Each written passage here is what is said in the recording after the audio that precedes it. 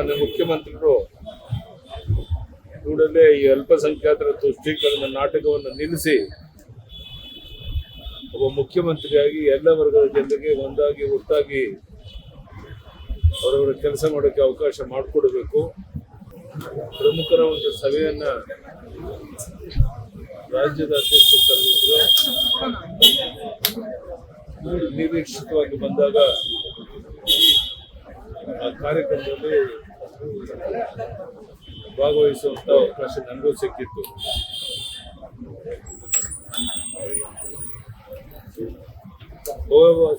ಬಹಳ ಜನ ಗೊತ್ತಿಲ್ಲ, ಬಾಬರಿ ಮಸೀದಿಯನ್ನ ಕೆಡವಿ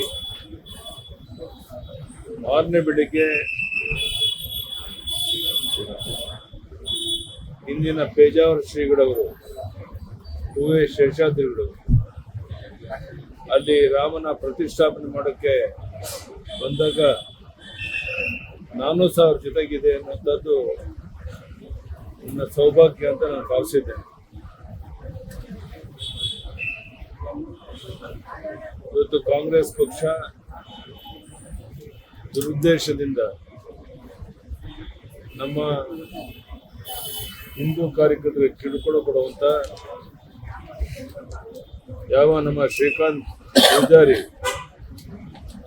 ಅವರ 31 ವರ್ಷದ ಹಳೆಯ ಕೇಸನ್ನ ಮತ್ತೊಮ್ಮೆ ತೆಗೆಯುವಂತ ಪ್ರಯತ್ನ ಮಾಡಿದ್ದಾರೆ. ಅವರೆಲ್ಲದರಿಂದ ಖುಲಾಸೆ ಆಗಿದ್ರು ಸಹ ಇಲ್ಲ ಸಲ್ಲದ ಸುಳ್ಳು ಆರೋಪವನ್ನು ರಾಜ್ಯದ ಮುಖ್ಯಮಂತ್ರಿಗಳೇ ಮಾಡುವಂತದ್ದು ಅಕ್ಷಮ್ಯ ಅಪರಾಧ. ರಾಮ ಮಂದಿರ ನಿರ್ಮಾಣ ಆಗ್ತಿರುವಂತಹ ಈ ಶುಭ ಸಂದರ್ಭದಲ್ಲಿ ದೇಶದಲ್ಲಿ ರಾಮರಾಜ್ಯದ ಕನಸು ನನಸಾಗ್ತಿರುವಂತಹ ಈ ಅಮೃತ ಕಾಲಘಟ್ಟದಲ್ಲಿ ನಮ್ಮ ಕರ್ನಾಟಕದಲ್ಲಿ ಸರ್ಕಾರಿ ಪ್ರಾಯೋಜಿತ ರಾಜಕೀಯ ಬಂಧನಗಳಾಗ್ತಿರುವಂತದ್ದು ಖಂಡನೀಯ. ಸನ್ಮಾನ್ಯ ಮುಖ್ಯಮಂತ್ರಿಗಳು ಕೂಡಲೇ ಈ ಅಲ್ಪಸಂಖ್ಯಾತರ ತುಷ್ಟೀಕರಣ ನಾಟಕವನ್ನು ನಿಲ್ಲಿಸಿ ಒಬ್ಬ ಮುಖ್ಯಮಂತ್ರಿಯಾಗಿ ಎಲ್ಲ ವರ್ಗದ ಜನರಿಗೆ ಒಂದಾಗಿ ಒಟ್ಟಾಗಿ ಅವರವರ ಕೆಲಸ ಮಾಡೋಕ್ಕೆ ಅವಕಾಶ ಮಾಡಿಕೊಡಬೇಕು. ಜಾತಿಯ ವಿಷಬೀಜವನ್ನು ಬಿತ್ತಿ ಅಲ್ಪಸಂಖ್ಯಾತರ ತೃಪ್ತಿ ಮುಟ್ಟಿಸುವಂತ ಕೆಲಸವನ್ನ ಇನ್ನಾದ್ರೂ ಬಿಡಬೇಕು ಅಂತೇಳಿ ಈ ಸಂದರ್ಭದಲ್ಲಿ ಅವ್ರಿಗೆ ಒತ್ತಾಯ ಮಾಡ್ತೇನೆ. ಬೇರೆ ರಾಜ್ಯದ ಜನ ಬರುವಂತ ಲೋಕಸಭಾ ಚುನಾವಣೆ ಈಗಾಗಲೇ ನಿರ್ಧಾರ ಮಾಡಿದ್ದಾರೆ. 28ಕ್ಕೆ 28 ಲೋಕಸಭಾ ಕ್ಷೇತ್ರವನ್ನು ಬಿಜೆಪಿ ಗೆಲ್ಲಿಸಬೇಕು ಅಂತ. ಅದನ್ನು ನಿಶ್ಚಿತವಾಗಿ ನಾವು ಯಶಸ್ವಿ ಆಗ್ತೇವೆ ಅನ್ನೋ ಸಂಪೂರ್ಣ ವಿಶ್ವಾಸ ನನಗಿದೆ. ಧನ್ಯವಾದ, ನಮಸ್ಕಾರ.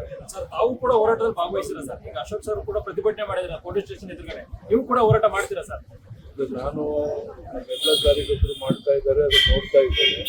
ಅಗತ್ಯ ಬಿದ್ದಾಗ ನಾನು ಮಾಡ್ತೇನೆ. ಈಗ ರಾಜ್ಯದ ಉದ್ದಗಲಕ್ಕೆ ನಾನು ಪ್ರವಾಸ ಮಾಡೋಕೆ ಹೊರಡ್ತಾ ಇದ್ದೇನೆ. ಆ ಸಂದರ್ಭದಲ್ಲಿ ಈ ಸರ್ಕಾರ ಜನವಿರೋಧಿ ನೀತಿಯನ್ನ ಜನರಿಗೆ ಮನವರಿಕೆ ಮಾಡಿ ನಾಳೆ ಬರುವಂತ ಲೋಕಸಭೆಯ ಚುನಾವಣೆಯಲ್ಲಿ 28ಕ್ಕೆ 28 ಗೆಲ್ಲೋದ್ರ ಬಗ್ಗೆ ಮತ್ತೆ ಯಾವುದೋ ಒಂದು ವಿಶೇಷ ಕಾರಣಕ್ಕಾಗಿ ವಿಧಾನಸಭೆ ನಮ್ಗೆ ಹಿನ್ನಡೆ ಆಗಿರ್ಬೋದು, ಬರುವಂತ 125-130 ಸೀಟು ಗೆದ್ದು ಬಿಜೆಪಿ ಸರ್ಕಾರ ರಚನೆ ಮಾಡೋದು ಸೂರ್ಯಚಂದ್ರ ಅಷ್ಟೇ ಸತ್ಯ. ಅದನ್ನು ಮಾಡ್ತೇವೆ.